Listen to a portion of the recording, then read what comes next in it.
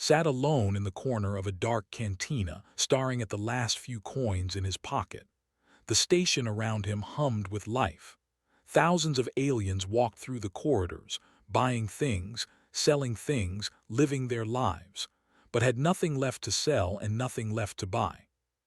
He was a human, one of millions scattered across the galaxy after Earth joined the Galactic Union 50 years ago.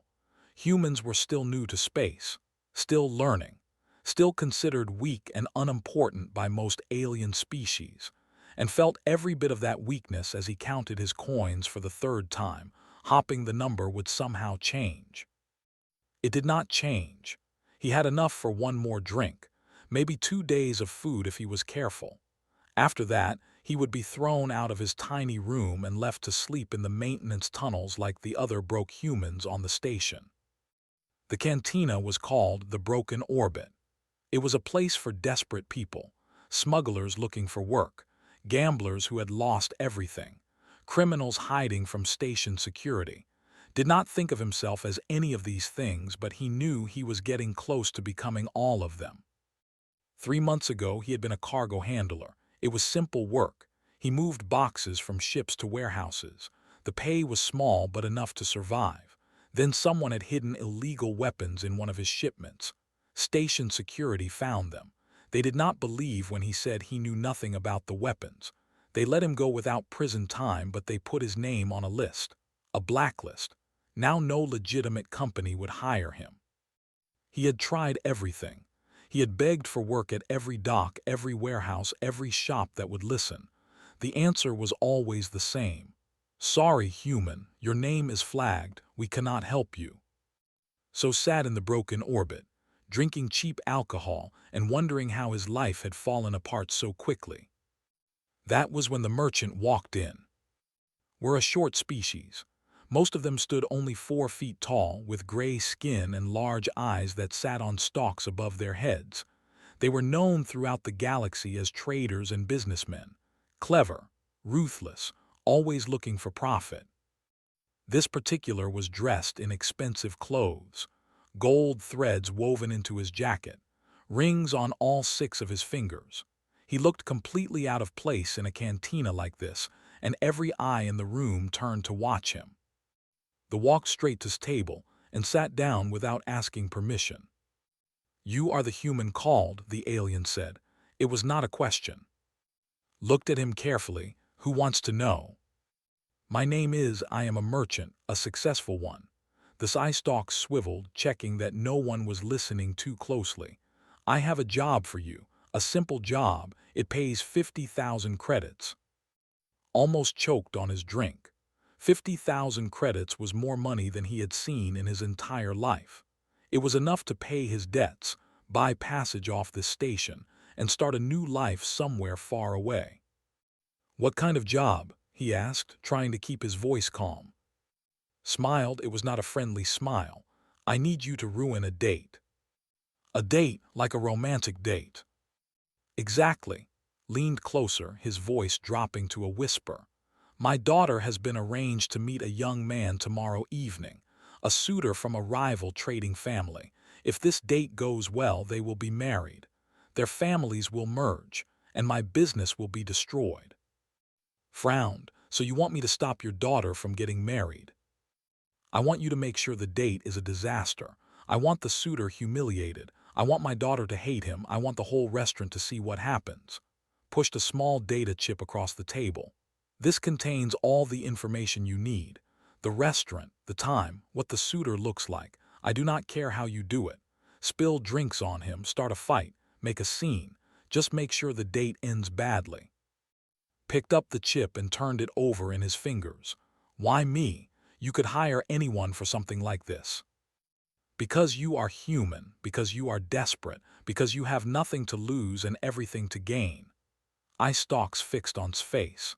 "And because if anything goes wrong, no one will believe a broke human over a respected merchant. You are disposable. That is your value." The words stung but could not argue with them. Was right, he was disposable, he was nobody. "Half now," said, "half when it is done." Nodded and transferred 25,000 credits to his account. The notification appeared on his wrist device, and he stared at the number in disbelief. It was real. The money was actually there. "The date is tomorrow at the restaurant called Stellar Currents," said, standing up. "Do not fail me, human." Then he was gone, walking out of the cantina as quickly as he had arrived. Sat alone again, but everything had changed. He had money now. He had a purpose. All he had to do was ruin one date and his problems would be solved. He spent the rest of the night studying the information on the data chip. The restaurant was expensive, a place where rich aliens ate fancy food and made business deals. The suitor was a young man named, from a family that controlled mining operations on 3 different planets. The date was scheduled for 8 o'clock tomorrow evening. His daughter was named Bora. There was a picture of her on the chip. She was small, even for her skin was the typical gray color, but her face was different. Where other had eye stalks, she had only smooth crystalline formations. No eyes, no stalks, nothing. Read the notes attached to her file. Bora was blind. She had been born without the organs her species used for sight. It was considered a curse among a sign of bad luck. Her father had hidden her away for most of her life, ashamed of her condition. For a moment, felt something uncomfortable in his chest. This woman was blind. She was being used by her father as a bargaining chip, and was being paid to make her life worse. But then he looked at his account balance again. 25,000 credits. Another 25,000 coming tomorrow. He closed the file and finished his drink. Everyone had to survive somehow. Had learned long ago that the galaxy did not care about feelings. It only cared about money and power. He had neither, so he would do what he had to do. Tomorrow, he would ruin a blind woman's date. And he would try not to think about what that made him. The restaurant called Stellar Currents was everything had expected and more. Crystal chandeliers hung from the ceiling, casting soft blue light across tables made of polished alien wood. Waiters in perfect uniforms moved silently between guests, carrying plates of food that cost more than earned in a month. The air smelled of spices from a dozen different worlds. Felt completely out of place. He had borrowed a maintenance worker uniform from a contact who owed him a favor. The plan was simple. He would pretend to be fixing something near the suitor's table. When the moment was right, he would accidentally cause a disaster. Maybe knock over a serving cart. Maybe spill an entire pot of expensive soup on the young man's clothes. Something dramatic. Something that would create a scene and end the date before it really started. He had done worse things to survive. This was just another job. Entered through the service entrance, nodding at the kitchen staff like he belonged there. No one stopped him. No one asked questions. Maintenance workers were invisible in places like this, just part of the background like the furniture. The restaurant was busy tonight. Rich aliens sat at every table, eating and drinking and talking about business deals worth millions of credits. Walked through the room slowly, pretending to check the light fixtures while he searched for his targets. He found Bora first. She was sitting alone at a corner table, her small gray hands folded on the white tablecloth in front of her. She wore a simple dress, dark blue with silver patterns along the edges. Her crystalline formations caught the light and sparkled like tiny stars. Even without eyes, there was something beautiful about her face, something calm and patient. The suitor was nowhere to be seen. Checked the time on his wrist device. It was already past 8 o'clock. The date should have started by now. He looked around the restaurant again, searching for a young man matching the description from his file. Nothing. The suitor had not arrived. 5 minutes passed, then 10. Bora remained at her table alone, her expression unchanging. The waiter came by twice to ask if she wanted to order. Both times she politely asked for more time. Both times saw the pity in the waiter's eyes. By 8:30 understood what had happened. The suitor was not coming. He had stood her up. Maybe he had learned about her blindness and decided she was not worth his time. Maybe he had found a better match somewhere else. The reason did not matter. What mattered was that Bora was sitting alone in an expensive restaurant, waiting for someone who would never arrive. Should have been happy. The date was already ruined without him doing anything. He could leave now, tell that things went according to plan, and collect the rest of his money. But he did not leave. Instead, he found himself walking toward her table. He did not know why. Something about the way she sat there, so still and patient, made him feel sick inside. She looked like she was used to being disappointed, like she had expected this to happen. When he was 12 steps away, Bora spoke. "You are not." Stopped walking, surprised. "How did you know someone was there?" "Your footsteps, heavy boots with thick soles. Humans wear boots like that." She tilted her head slightly, as if listening to something he could not hear. "You stopped 12 steps away. You hesitated. Then you changed direction and walked toward me. Most people avoid my table when they see I am alone." Did not know what to say. He had prepared for many things tonight, but not for this. Not for a blind woman who could track his movements by sound alone. "You are either here to rob me," Bora continued, a small smile appearing on her face, "or you feel guilty about something and you want to help. Which is it?" "I am not here to rob you." "So it is guilt, then." She gestured to the empty chair across from her. "Please, sit down. Tell me what you feel guilty about. It has been a boring evening and I could use the conversation." Sat down before he could stop himself. Up close, he could see the details of her crystalline formations. They were not smooth like he had thought. Tiny cracks ran through them like ancient glass. He wondered if they hurt. "Your date is not coming," he said quietly.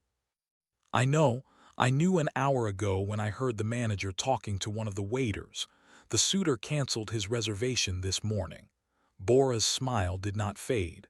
"My father will be pleased. He did not want this match to happen." Stomach dropped. "You know about your father." "I know many things about my father. I know he sees me as a problem to be solved. I know he has tried to sabotage every arrangement that might have given me independence." Her head tilted toward him again, those empty crystal sockets somehow feeling like they were looking right into his soul. "And I know he probably sent someone to make sure tonight was a disaster, just in case the suitor actually showed up. Someone desperate, someone who needed money." The silence between them stretched for a long moment. "He sent me," admitted. "Your father paid me to ruin your date." He expected anger.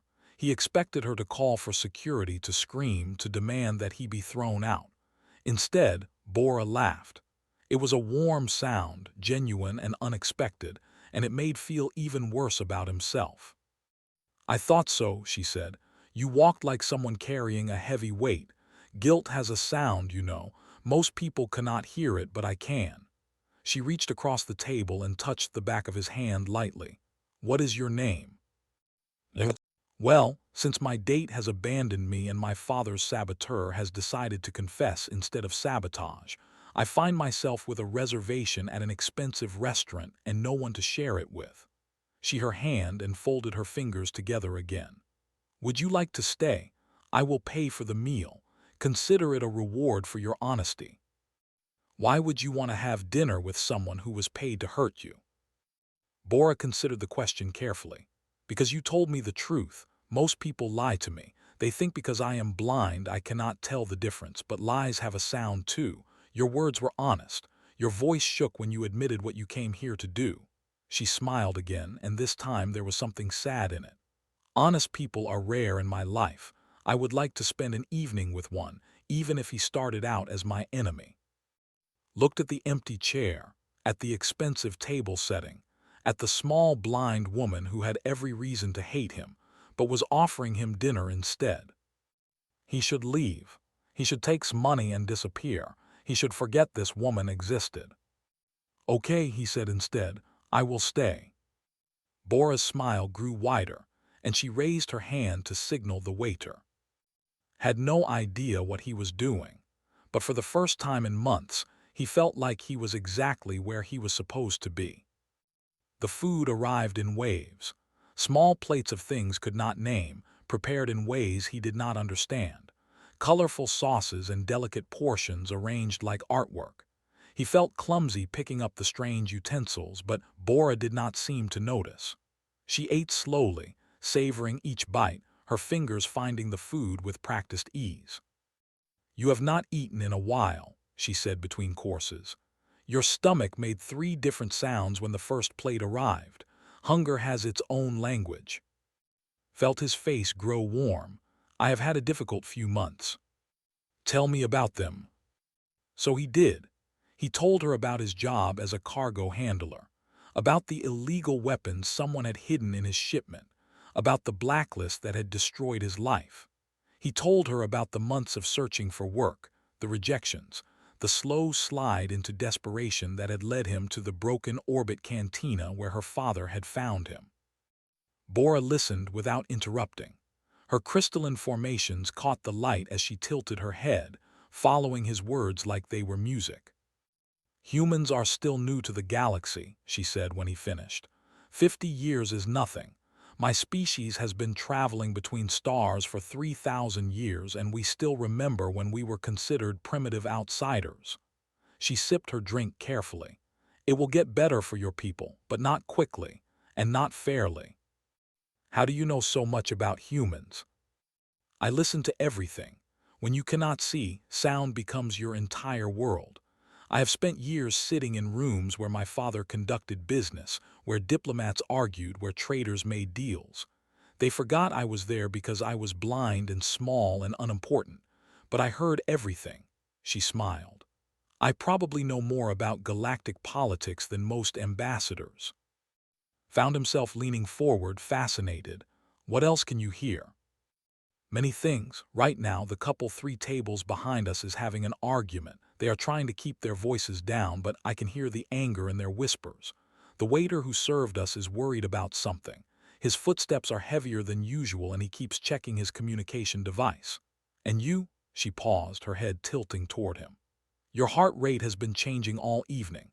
It was fast when you first sat down, nervous, guilty, but it has been slowing over the past hour.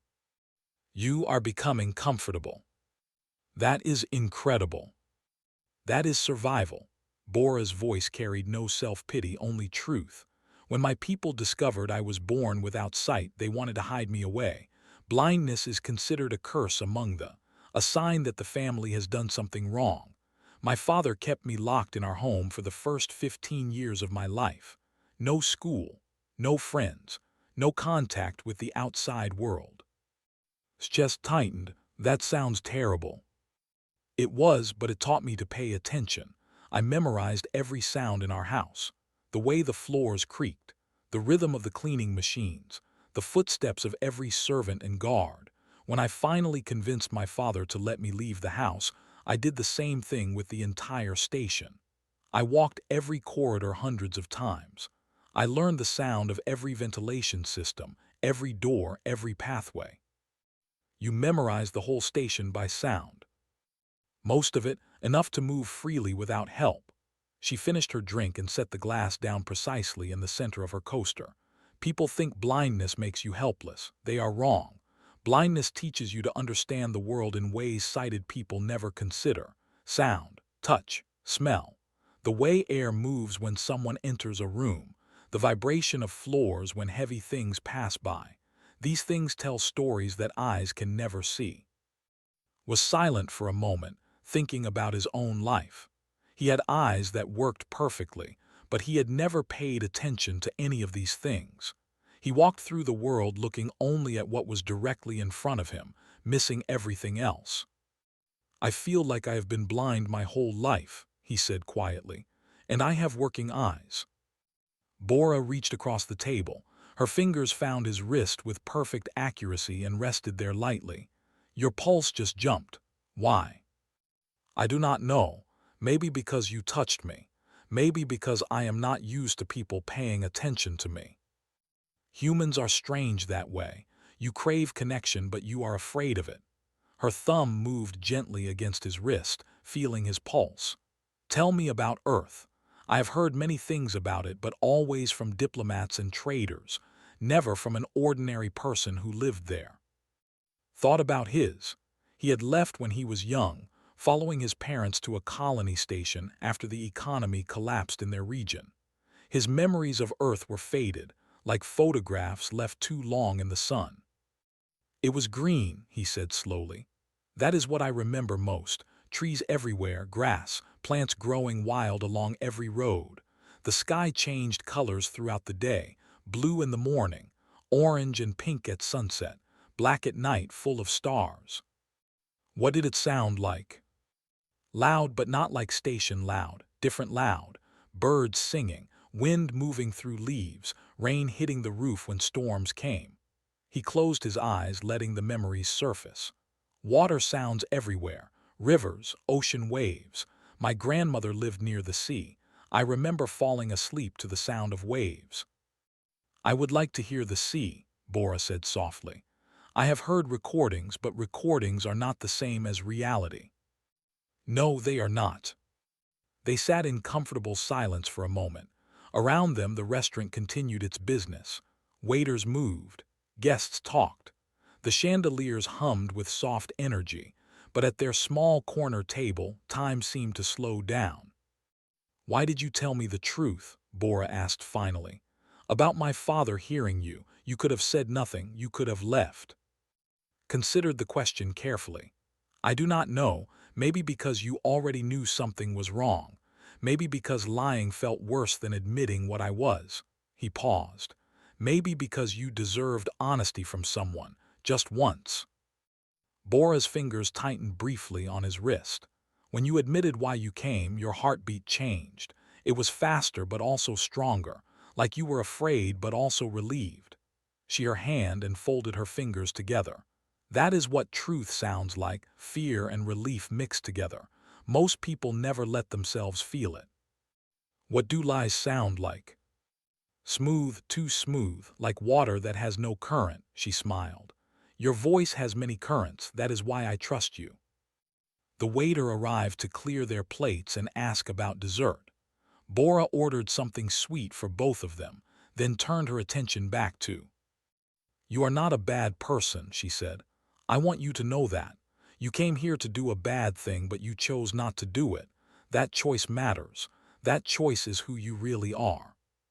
Felt something shift inside his chest, something that had been cold for a long time beginning to warm. "What happens now?" he asked. "Now we finish dessert. Then we see what tomorrow brings." Bora's crystalline formation sparkled in the light as she tilted her head toward him. "But whatever happens, I am glad you sat down at my table tonight. It has been a long time since someone surprised me." Smiled, for the first time in months. It was a real smile. "I am glad too," he said. And he meant it. 3 days passed after the dinner at Stellar Currents.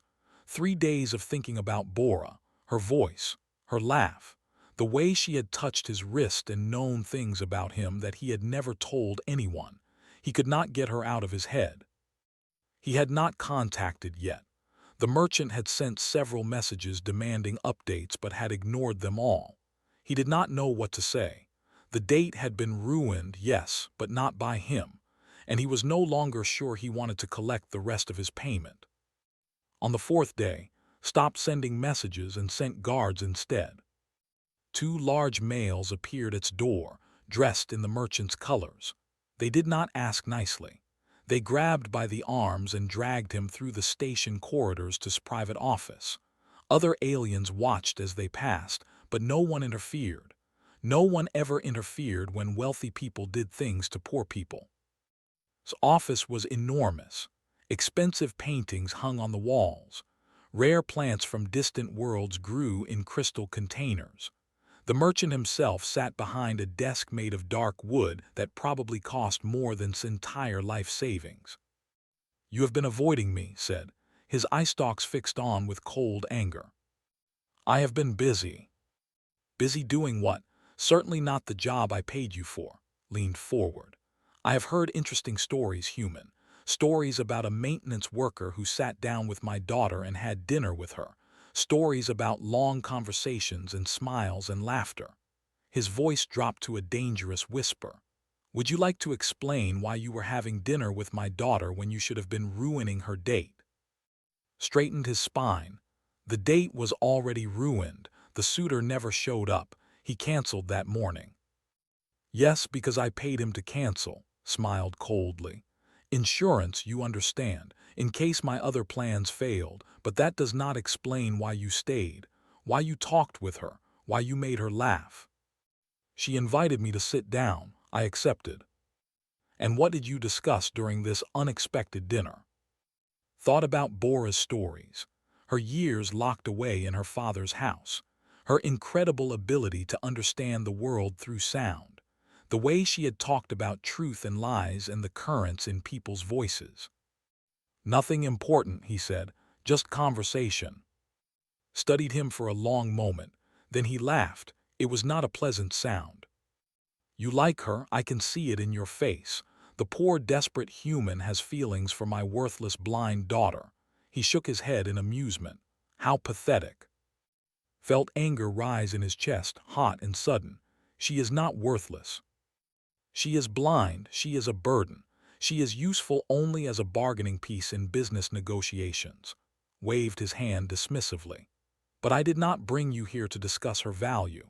I brought you here because you completed your task despite your unexpected methods. The date was ruined. The rival family has withdrawn their marriage offer. I am satisfied. He pushed a credit chip across the desk toward the remaining 25,000 credits, enough to pay all his debts, enough to start over. Looked at the chip but did not pick it up. What will happen to Bora now? He asked. Smile widened. That is not your concern, but since you ask, I have already arranged her next match. A merchant named.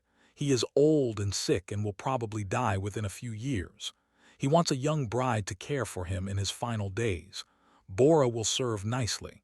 She is too blind to be bothered by his appearance and too isolated to refuse.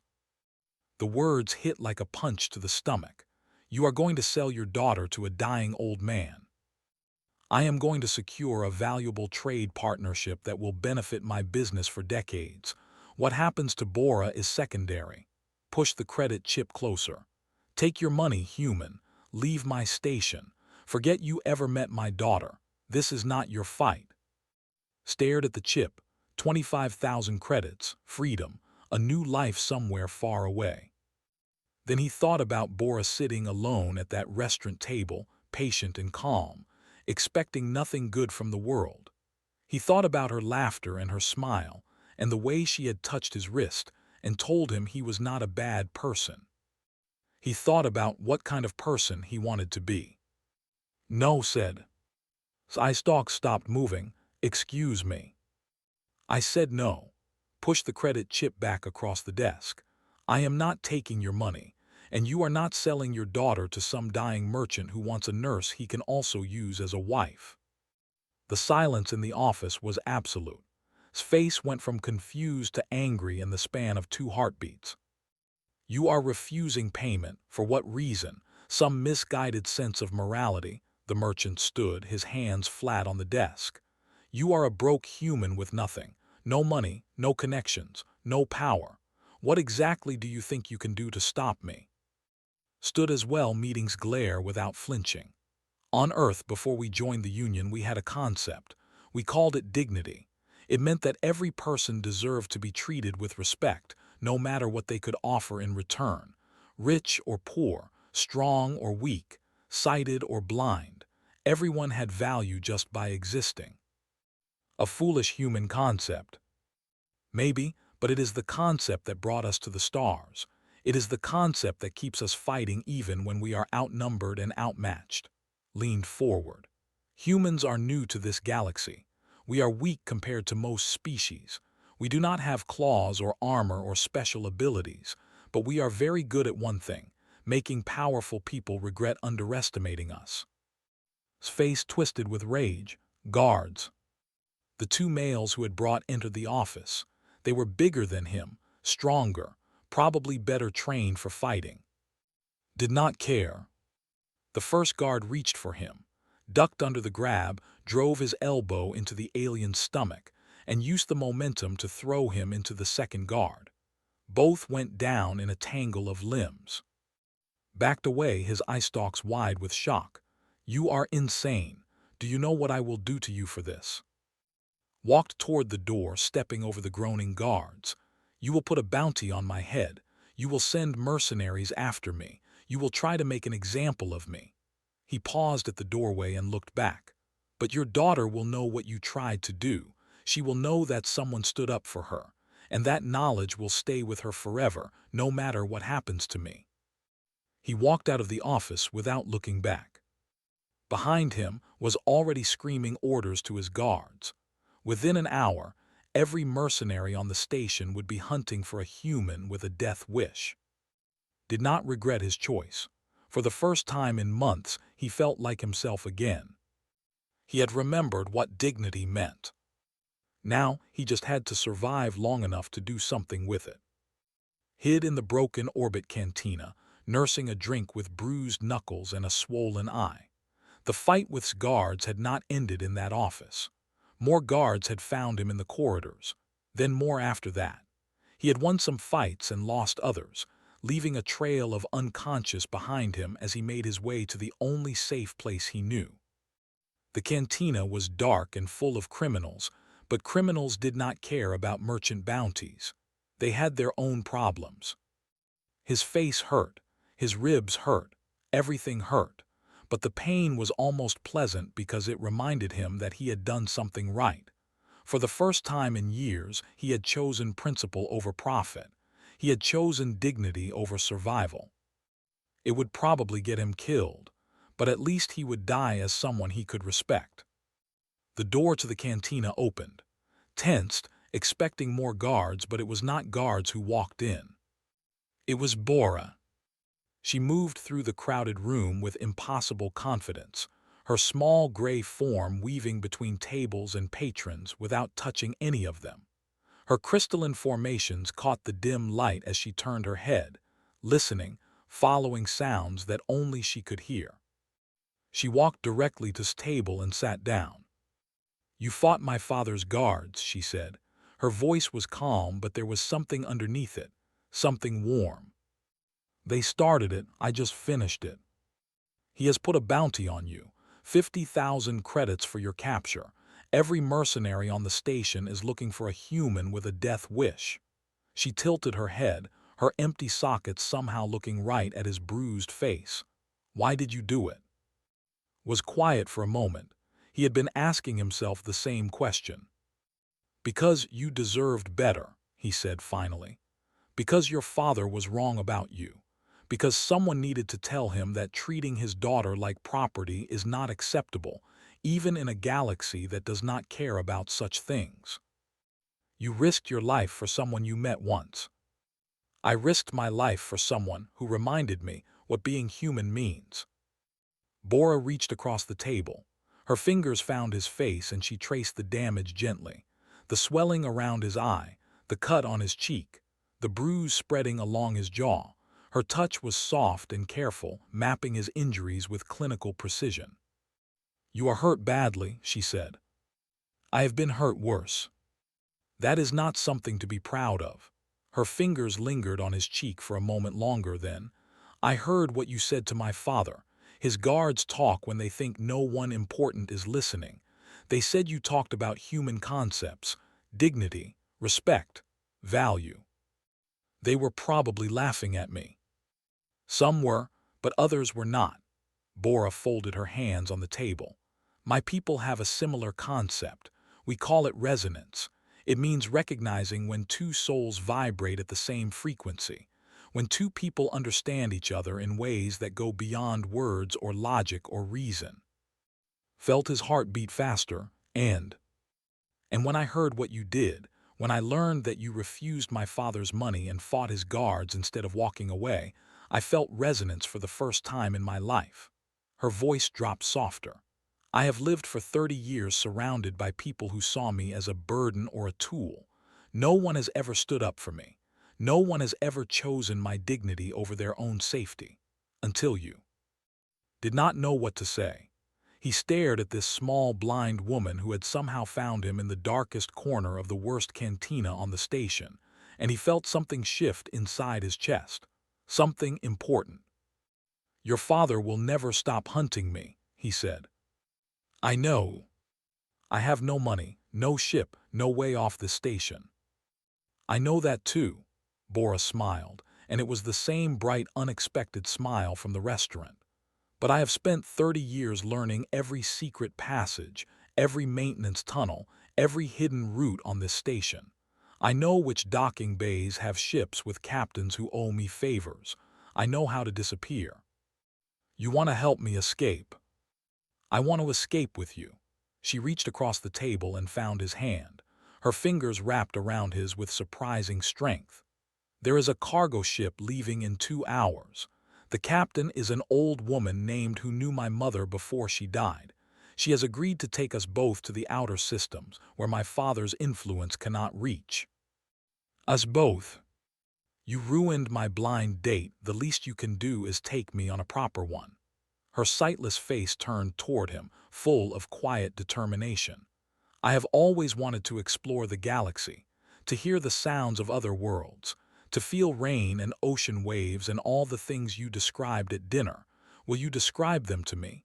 Will you be my eyes?" Looked at their joined hands, his bruised and swollen, her small and gray and gentle, two people who had nothing in common except a single dinner and an impossible choice. "I cannot promise anything," he said. "I am broke, I am wanted, I do not know what happens next." "Neither do I, but I know that I do not want to stay here, waiting for my father to sell me to the highest bidder. I know that you are the only person who has ever treated me like I matter." She squeezed his hand. "Is that not enough to start with?" Thought about his life before this week, the loneliness, the desperation, the feeling that nothing he did would ever matter to anyone. Then he thought about Bora's laugh, her smile, the way she heard things in his voice that he did not even know were there. "Yes," he said, "that is enough." They left the cantina together, Bora's hand in his, her footsteps sure and confident as she led him through corridors he had never seen. She knew the station like it was part of her body, turning corners and opening hidden doors without hesitation. Behind them, the bounty hunters searched, raged in his office. The machinery of wealth and power ground forward, trying to crush two small people who had dared to choose each other over everything they were supposed to accept. But in Bora were already gone, slipping through the cracks in the system, following sounds and intuition toward a ship that would carry them to the stars. The galaxy was vast and dangerous and full of people who would never understand what they had found in each other. But that was okay. They understood, and that was what mattered. Sometimes the universe changed not through wars or politics or grand gestures, but through small acts of defiance, through one person choosing to see value in another, through dignity offered and accepted, through a ruined blind date that became something neither of them expected. Looked down at the small blind woman walking beside him, her face turned toward the distant hum of engines and freedom. "What do you hear?" he asked. Bora smiled. "The future," she said. "It sounds like possibility."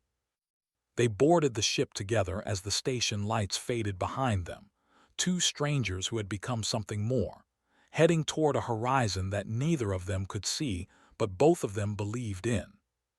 And in the darkness between stars, that belief was enough.